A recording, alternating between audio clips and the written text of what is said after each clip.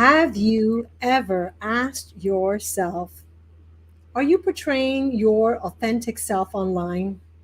Have you ever wondered, how can you attract online clients?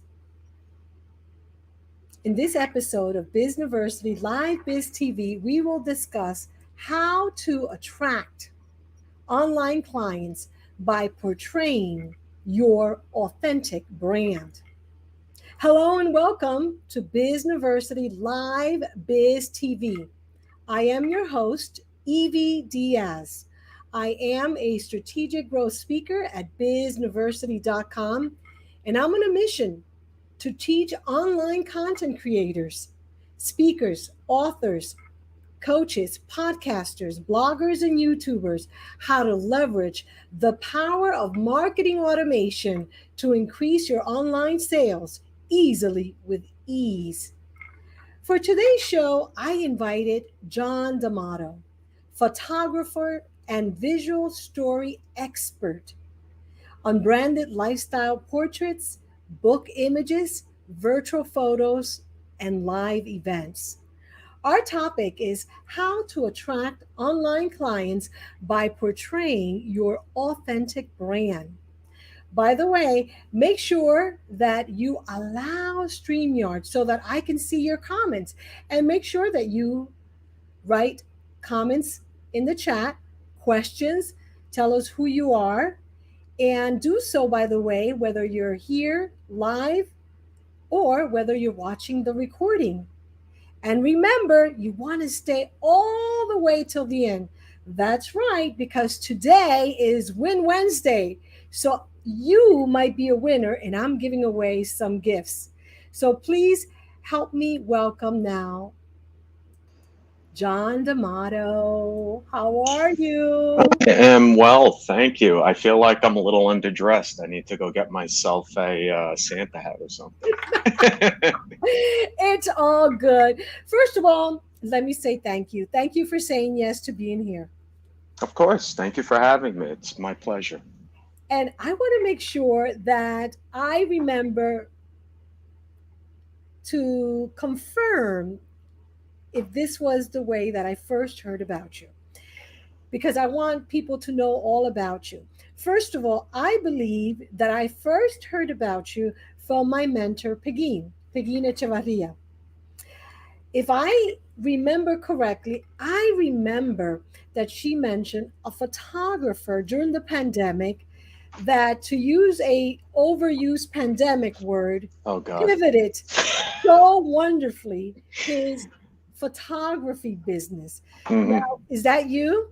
That would be me, yes. So why don't we begin there? Tell us about you, and tell us about what you do, and then how you really brought yourself back into the marketplace. And I'm going to say that lightly, during the pandemic, when perhaps many photographers did not. Now, let me just say before you begin sharing that with us that I know a little bit about photography because I've had many photographers that have come to when I was doing more marketing training for small business owners.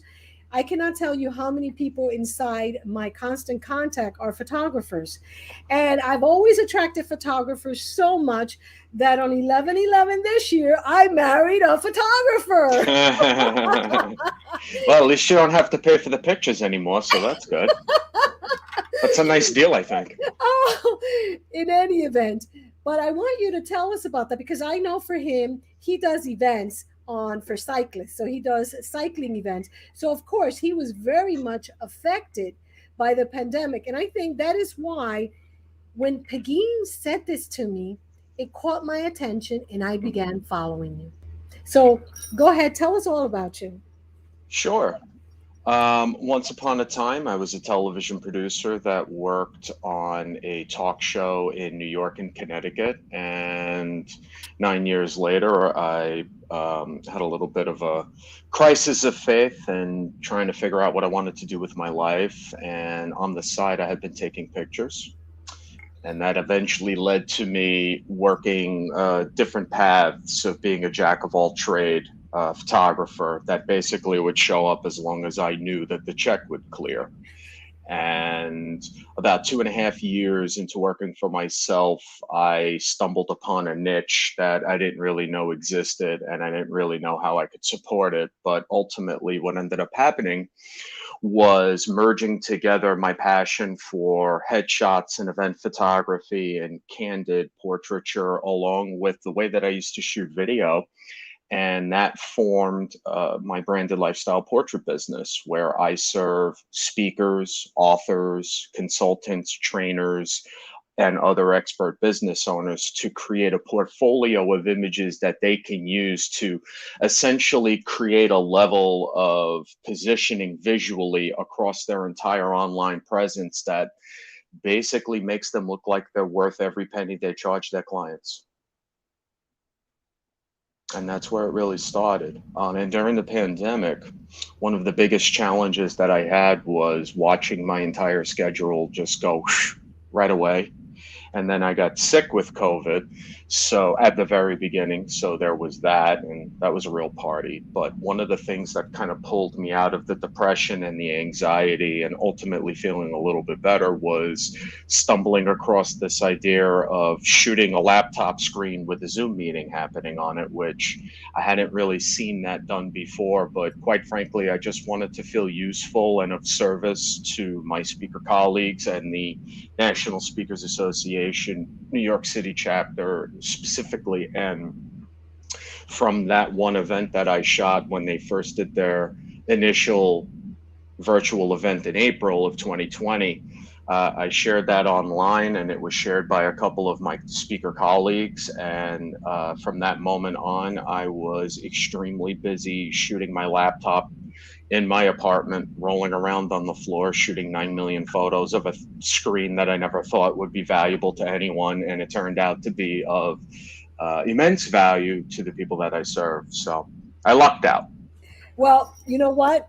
I applaud you and I congratulate you because you really had to use your creativity and your, I don't know what you want to call that, but something inside of you that whatever it was, it just got you to that idea. And you got my attention. I mean, I started following you because when Peggy told me that story, I was like, wow, how creative.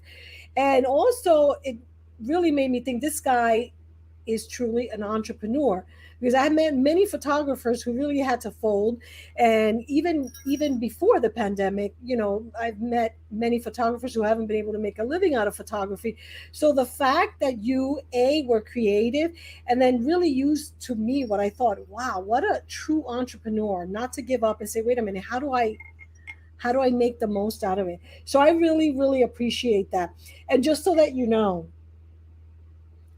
none of my events, because I do actually a yearly event called the Speakers Growth Summit. I might change it this year, where Mm-hmm. Dean was actually one of my guest speakers, and I had another NSA speaker who's been my mentor that you probably know, Randy Gage. Mm-hmm. They were both in it. And for that event, I hired photographers, videographers. So I did not use my husband's company because he is my best case study in that he really stays with his niche and he has really just done things, he just has stayed with what he's doing.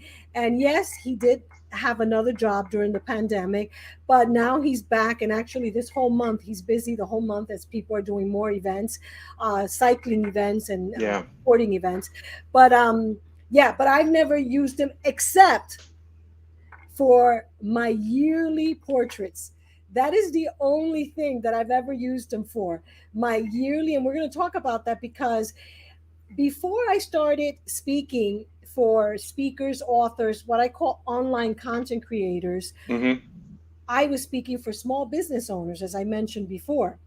And one of the things that I noticed is, especially with realtors, I would get a lot of realtors coming to my workshops because I used to be a real estate broker and a mortgage banker at one point. So I had a lot of them inside of my list. And one of the things that really always kind of got to me was the fact that I would look at a card and then when I would meet them, I wouldn't recognize them. Yeah. Do you know what I'm talking about? I know exactly what you're talking about. And so that was always a thing with me. And then it's interesting because now over the past 3 years that I've solely dedicated my life to working with other speakers, authors, and coaches, I noticed that many of them on their website, they do have this too. And it's happened to me where I visited their website before we're doing a one on one. And then when I meet them on Zoom, I'm like, I didn't recognize you because they look so different. So I wanted to talk to you about that. And of course, I wanted you to give us three big tips in terms of how much our image online impacts our brand. And so, can you give me your thoughts, your feedback about that as it pertains? Let's talk first about using an image that is 5, 10, 15 years old, because there's a lot of things I want to talk about, but that is like one of the ones that really get to me. I don't know why, but that one really gets to me. Well, I'm glad you brought that up because I yell at people about that all the time. And the reality is this: if you are an expert business owner, whatever flavor, shape, form, whatever it happens to be, you're in the business of building relationships. And when you build relationships with people, you're looking to connect with them, engage them, have a rapport, and ultimately build up to a point where they trust you enough to pay you money so that you can help solve their problem. And if you're putting out content, specifically visual content, that shows you from yesteryear, a day gone by, you look like you're 3 generations younger than you are, that affects that trust. That affects the perception that people have in your mind. Because if you're hiding behind these photos of you 10, 15 years younger, what else are you hiding? And what ends up happening is people start to second guess your expertise or who you are or how you present yourself, regardless of whether or not it affects your actual work with the people and the transformative nature that it can provide them. It doesn't matter because people are immediately trying to come up with apprehensions and disqualifiers the moment they start talking with you because they're looking to find the solution for themselves. So the best bet is to own who you are, regardless of how you look, because at the end of the day, that is how you're going to look when you show up in the room. And you need to look like the person that's going to show up in the room. Otherwise, people are going to start to question you. Oh my goodness. And you said own you who you are. Now I'm going to have you elaborate more on that statement because this is something that was my second thing that has gotten like gets me a little bit like and that I have recently begun doing. I'm going to confess. I'm not. I always say I'm a confessor, although I've never been a Catholic. But and that is the other side of that. I call it. One was the image like that. The second thing is these images that now we have filtered so much.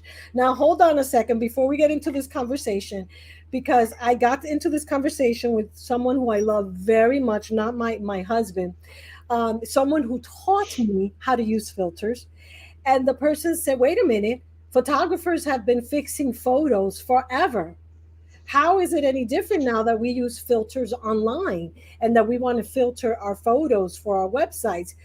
And I recently, as I confess, as of this summer, I learned how to do this and I started playing around with it. Now I want to hear your take because I'm going to tell you that before I started judging myself, because now I'm like feeling like, oh, okay.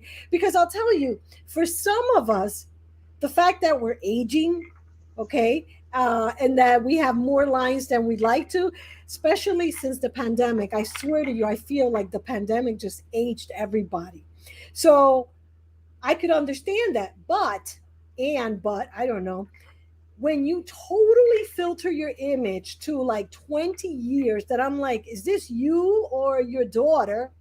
It really gets to me. Can you please elaborate on your thoughts from your professional standpoint about that as it pertains to your online presence and your brand online? Yeah. My answer is don't use them. And when it comes to now, I cannot speak for other photographers. That's not what I do. I speak for what I do and what I stand for. And the reality is this: Yeah, photos are edited to a certain extent, but there's a difference between removing a pimple on your face that could have been removed by expert makeup and shaving your jawbone and removing 87 wrinkles. At the end of the day, when you worry more about, you know what, let me put it this way. When you're looking up an expert, right, you're looking for someone to help you in your business. Um, are you disqualifying people because of how they look, or are you more concerned about your own needs and making it about you rather than about the person that you're looking at? Now, for most people, that they don't really give a crap about what those people look like. They just care that you can help them get from here to here, right? Maybe I'm just speaking for myself. I know I'm not. I'm making the point that when you worry about removing years of life and experiences and all of the different things that have come across your way that have in one way, shape, or form influenced your life, influenced your business, influenced the way that you transform people's lives, you're making it about you and you're not making it about them. And at the end of the day, you always need to make it about them. These photos are just as much for them as they are for you. Does that mean that you post stuff where you look like a dumpster fire that day? No. You have to look flattering in the photo. But the thing is, when you inhibit yourself from posting something because you feel that it is not flattering, but yet you have a professional photographer and a team of people telling you you look great, what's the story going on in your mind? Perhaps it's time for you to start reevaluating the way that you perceive these inherent visual flaws that only you see or you care about, and move on from there and focus on the business of changing people's lives. Wow, that was kind of deep. Wow, I like that. So you are a professional speaker? No. No? Nope. You take photography, you speak very well, and I love your content. What you just said really resonated with me because it tells me that you sound like you're a person of depth. So I like that. I like what you said that and really made me think. And I'm going to go back and review this, and I'm hoping that it makes everyone think as they're listening to the replay because that was kind of deep what you just said right now. I get deep sometimes, you know.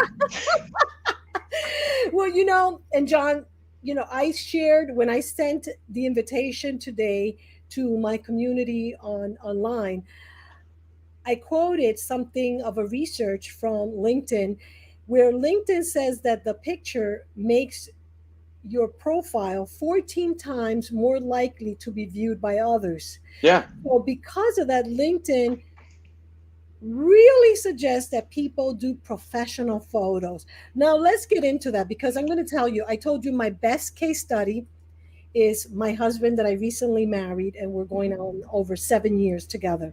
Mm-hmm. And I'm going to tell you, I was not his cheerleader. When I met him and he was telling me about his business of photography, I was like, but people don't use photographers because everybody is a frickin' photographer. Oh, that's cute. This is Mm-hmm. what I said, right? My Uh-huh. ignorance. I'm so glad that, he taught me so much. He says, I've taught him, he taught me so much because he taught me differently. And still today, I think that people think that because they have the latest gadget or tool, this one, Yep. that they can take a picture and that is their professional picture that they use on their one sheet, on their website, on their social media profile. And what do you say about that? Not because you're a photographer, but the reality, because you're speaking what I'm calling truth here. Right. It's not an either or, it's a yes and. And what Okay. I mean by that is, yes, you need images that position you as an authority in your space of expertise. Because why? There's 9 million other people that do the same thing that you do, and you need to stand out and create distinction. And one of the ways that you do that is through professional images, professional headshots, professional portraits, professional lifestyle portraits, images of you showing how the sausage is made. What is your process? How do you work with clients? How do you brainstorm ideas? How do you disseminate this expertise? Are you on stages? Do you write books? Are you on screens doing Zoom?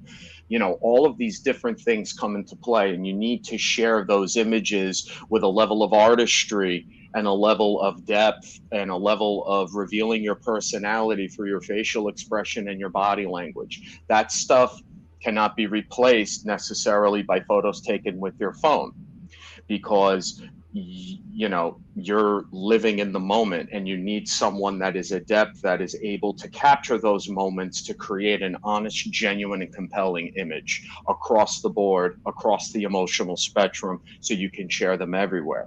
However, you do not have a photographer 24/7 on standby, and yet moments in your life happen all the time. Personal life, business, everything in between. And these are things that you might want to share with your audience. So that's where the self-portraits come into play. That's where the phone shots come in to the conversation.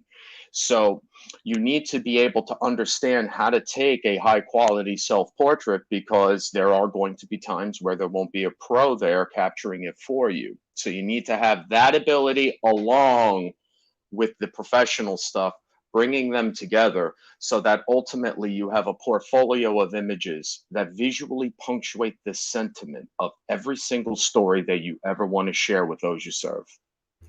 Oh my, that is a quotable. I'm going to have to go back and quote you saying that. That was a good quotable that you said right there. I like it. Well, And you glad know you what? like it. I hadn't thought about that. Do you know that? And it's so important, especially when we talk about content. And I love talking to people and sharing with people about content. And even though I've been speaking for over 15 years on marketing, my emphasis has always been on email marketing content and email marketing automation. And I've expanded more of online content because so many people are creating uh, webinars, courses, writing books, and they need to sell that online since the pandemic. And now that's going to continue. People need to sell more online. That I really have begun speaking more about the importance of content. And that's one of the reasons why I wanted to have you join me today, because I like what I saw, which you wrote regarding online content and how you help content creators. And I love what you just said. And now, would you be willing to give us about 3 tips? Because I like that you said that. You could have said no, no, no. You always have to do photo shoots every quarter and share that. But I like that you said that, because it's true. We do have this, and there's going to be times. So for someone like me, who I've never been much of a photographer. Like, I don't like getting my pictures taken. I think it's because my sister, who, by the way, it's up north, closer to you in New Jersey, she Hmm. was a model in New York City. And so she was always the pretty one, and she's the one that takes pictures. So I was never into the picture thing. Now, I do like what you said, and it is true that I need to take pictures sometimes. So, what are 3 tips that you can give us of when it is appropriate, specifically for us that I want to share a little bit more about ourselves, specifically on social media? What are 3 tips that you can give us on how we can optimize this tool to our benefit so that we can share our authentic self online? You mean aside from buying my online course on how to shoot it yourself? Oh, I didn't know that. Okay. Well, that's a good preview. Tell us 3 little snippets. I always like to call us, I love chocolate, dark chocolate kisses, and I always tell my clients, don't give everything away. Just give a little chocolate kiss so that people taste it and they want more. So tell us. 3 tips on how to shoot better self-portraits. Number one, don't be happy with the first photo you take. A lot of people will snap a shot of themselves where they feel pretty good about the first one, and then they kind of leave it there. Always give yourself the opportunity to have a selection, even if it's 4 or 5. You don't need 7,000 either, but take a couple and kind of give yourself an opportunity to take a peek and see which one really stands out. Number two, you know how people like to take photos where it's as if the camera is in a drone shooting 300 feet in the sky, and then you're looking up at the shot because you think it makes you look skinnier? Yeah. Yeah, stop doing that right now. Here's why. Oh my God, I fight with my husband now because my sister taught me how to do that. He's like, Don't. no, don't do that. Listen, if you want to do that for fun on your personal page and share it with your friends and family, go knock yourself out. When you put that on a professional page, the only thing that says to people is, I am insecure with how I look. Let me do it this way and not do it this way. So stop doing that, because similar to the whole conversation about removing 85 years off your face from earlier, this is the same effect. Subconsciously, it lets people know that you are not confident. So cut that crap out. And number three, one of the things that a lot of people tend to not really take into account, specifically non-photographers, even amateur photographers to a certain extent, if you're just someone who's coming in cold, grabbing a phone and trying to make it work with a self-portrait, one of the things that you need to remind yourself of is that you have to be able to kind of find good lighting. Now, a lot of people will park themselves in front of a window because, oh, I want to see the beautiful landscape outside. Meanwhile, they look like a hostage victim because the camera is completely silhouetting them and you see absolutely nothing. What you need to do is turn around, find the light source, and let that be your guide rather than trying to find the location first. So lighting is very important. Eye level, and take a lot of different photos to give yourself the opportunity to say yes or no. Well, I'm not going to go into a lot about lighting because I'll tell you, um, my wedding photographer was someone that we know, and he had so much lighting. And then when I saw the pictures, I said, he didn't use the lighting right. I was like, I was telling my husband because he was the referral, and I was like, oh my God, I don't know much about lighting, but I do know this: way too much lighting, and I don't see it in all the pictures. But then I'm gonna confess again. I might not be the best photography, and I'm glad you're sharing all these pros because really making me think because I've never been into photography, so I'm grateful he took a lot of pictures because I was able to find a lot of pictures I like. But there were a lot that there was like a shadow here, and I couldn't understand it because I remember, because I had to bring him in my car, that we couldn't fit all the lighting equipment that he had. So I was like, what? And we were at the beach, by the way. So I love him because he's awesome and I'm grateful.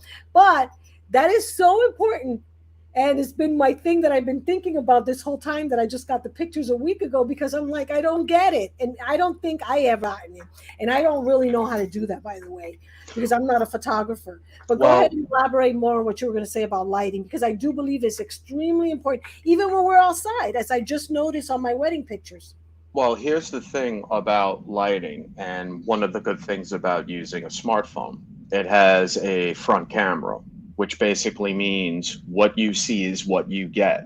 So one of the things that I talk about in my course is when you're searching for the right light, have the phone out at eye level, looking at your background, but also looking at what's going on here, and move the camera around and look at the image on the front camera that you're getting, because as you move, you notice that the lighting changes on your face from every vantage point, right? Yes. So it's a combination of kind of looking at what you're seeing in the actual phone itself while moving, while also seeing what the background is doing. But you have to be aware of being able to do that before you can do that. But that's one of the ways to kind of figure out lighting. I mean, obviously, when I'm shooting a portrait session, I have my light that I use in addition to merging with all of the other light in the room, be it from practical lamps and fixtures and chandeliers, in addition to what's coming through the window. So I'm working on a bunch of different things going on at once. But when it comes to your phone, you're not adding additional light necessarily. So if you're not adding additional light, you have to hunt a little bit for the right light to just see that the lighting is flattering enough so that you don't look like there's bags under your eyes, the light is above your head, you got this weird shadow going on, the shadow under your neck is drawing all the way down, and basically the photo looks like crap because of it. So just be a little bit more aware, put in about 30 seconds to a minute of effort moving the camera around, and that'll immensely help the quality of your self portraits. Awesome. Now, before you tell us about your course, because you were mentioning it, is there anything else you want to let us know? Because I'd like you to share a little bit about your course. When did you create it, and what is it all about? I created it last winter during the pandemic when the virtual stuff started. Actually, it was around this time last year I created it. And it has 9 modules, and it goes through different things to think about when photographing your self portraits, including how to rig up the camera to a stand, or how to prop it in places so you get the camera out of your hand, talking more about lighting, about location, talking about post producing your images in a way that doesn't throw crazy default filters on it, but rather enhances what's already there. Hmm. um, and that's pretty much what the course is about. It also comes with a PDF that has some activities for you to actually practice and get different types of photos that you could use for your business. But other than the course, one of the things, if people want to learn more about branded lifestyle portraits and book photography and just visual storytelling in general for experts, I write 3 times a week on my blog all about it, and I can give you the sign up link to share with people. So if they're interested in getting that information. Yes, please send that to me via email so that I can share it. And we're definitely going to talk again because, as I mentioned, I do a speaker summit. And this year, it might be live or it might be both live and virtual. I didn't do it in 2021 this year. I didn't do it. But I'm definitely planning to do it it's going to be somewhere in the summer months. Okay. And because that's the time that I have for my 2022. But it's definitely going to be talking about content because really I talk about marketing and I talk about developing your marketing content and then automating it. And I haven't read all of your blogs, but I've read some of them. When I read them, I comment, and I've enjoyed the stuff that you put out. And that's the reason why I asked you here Well, because my content enjoys you back. How about that? How about that? very good. So please send me an email with all those details. Sure. And then I will also be asking people when I put out this again that what they want to hear about when I do the summit this year for 2022 that I'm talking about. So I'm definitely going to see. I know I'm interested in this because I think that most of us humans are visual, and there is an opportunity, and I love that you said that, for the professional. And I don't know if it's correct, I do professional once a year. Would you say that's good to do a whole photo shoot at least once a year? It depends on what you're actually getting out of the session. It's not necessarily about how many times that you shoot throughout the course of the year. It's really about the visual variety that's created when you are in front of the camera. Because if you're creating content for the course of 365 days, it's not like you're posting every single day, or more specifically, you're not posting professional images every single day. But it is important to have an idea of who you are, who you serve, the problems you solve, how you solve them, why you do what you do. That helps dictate the types of images you need, and then your posting frequency then dictates the amount of variety you actually need. I love that. And yes, and so we'll probably be touching base again, you and I talking again, because I think that this is going to be a topic that will be of interest to the Speaker Summit. And I think that for me, at least, I was surprised that you said, and I'm glad that you did say that, that there is a place for the mobile and, of course, professional. And I like that. I like the balance, whatever that word means, balance. But I like thinking about it as in, yeah, there's a place for both because it's true. If I do a photo shoot once a year, I'm not going to be able to put so many pictures. Although I'm going to tell you, we do 1,000 pictures. We do Yeah. 1,000 pictures. But then again, that's always my birthday gift that I asked for my husband.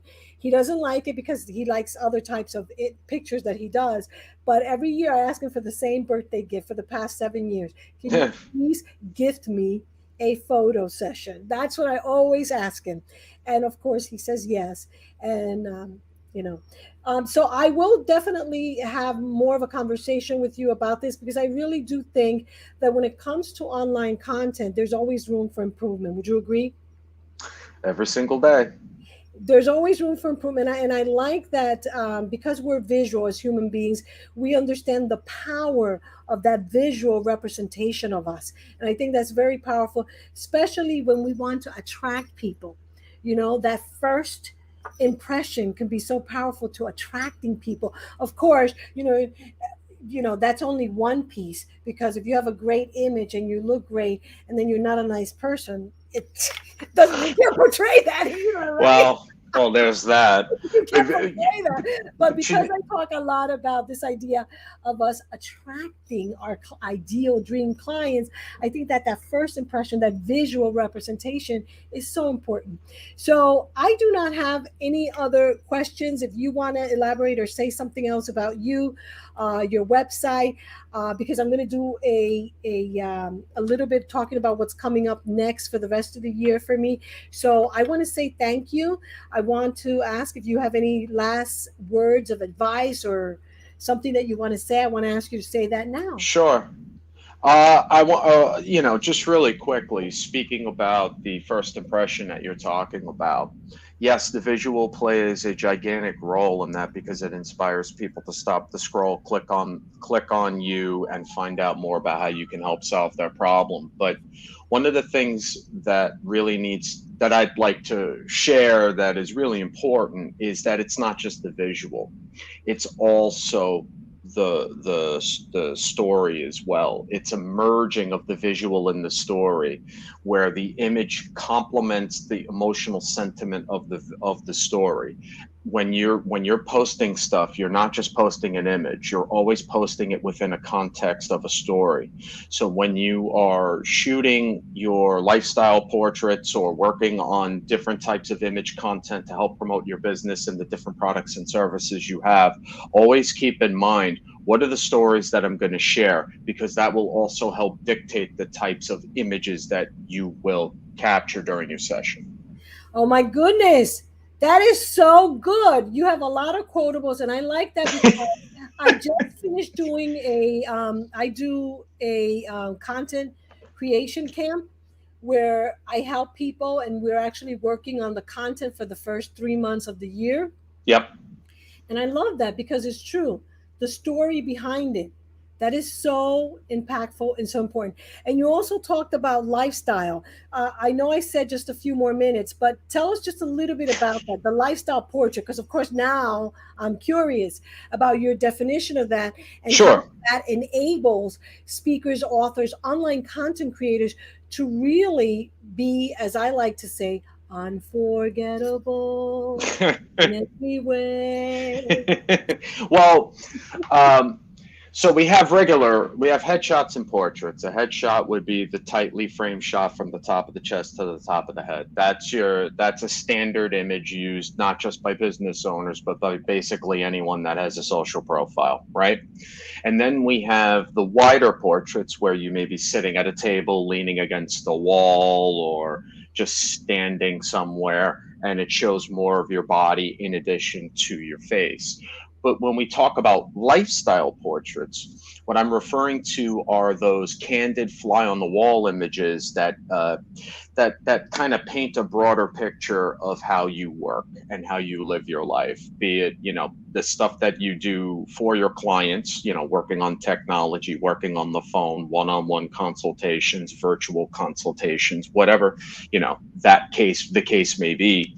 But then there's also stuff that shows your hobbies and the way that you live your life, and those kinds of images that have a little bit more of a personal take on them. And the reason why they're all valuable is because at the end of the day, as we said at the top of this, if you're an expert, you're in the business of building relationships. And one of the ways to be able to create that relationship is to let people into your life, give them an entry point by sharing the different aspects of what your day-to-day looks like. Absolutely. I really, really like that. And it's so important because the world has changed. And I heard recently uh, Stu say something about that and how we now through social media, no one is so far, no one wants to be like not a friend, that we all have to be friends and be more authentic. And I love that because that reminds me of exactly what you just said. And I think that is so important, Well, especially because we do want to be on that relationship journey. and one of the other things, Evie, that I would say to cement this point even further is that when you share aspects of your personality through these images, through your facial expression and your body language, and the way that you express your thoughts and expertise through your writing, illustrating your personality through words, that's going to turn some people off, and it's going to turn other people into your world. And either way, that's exactly what you want, because your content, your visuals, your storytelling becomes a qualifier and not only a nurturing opportunity to get people into your world to build a relationship. It also will repel people that quite simply aren't your people. And that's what you want. I totally agree. And, I learned that from my mentor, Randy Gage. He speaks like that and, he is who he is. And I wish I could tell you that I'm 100% like that. Sometimes I'm still old fashioned. I hold myself back. But between him and my Pegeen, things like, for example, putting a hat, I came from corporate America. Okay. So being silly and allowing the silly, fun side of me to come out when I was in corporate America. And by the way, so I'm originally from New Jersey and I worked in New York City. So I was, you know, on suits. So this stuff was not the way that I was. Super friendly was not the way that I was because I was into this way of being from corporate America. So thank God for people like my two mentors that I have, Pegeen and Randy, because they've been at it so long and they're who they are. So because I have learned that it is okay. And I'm okay. I think also with age, I feel more comfortable in who I am. You like me. And like you said, I always tell people that even for like my membership. So I have a closed membership. And Mm-hmm. the reason for that is people may train, like I do a challenge, then I do a retreat or a camp. And then the membership, I always interview people. And people always think that is because I just want to do an upsell. And I tell people, no, I really need to know whether, we're going to be win-win, where we're going to, jive, where we're going to be okay.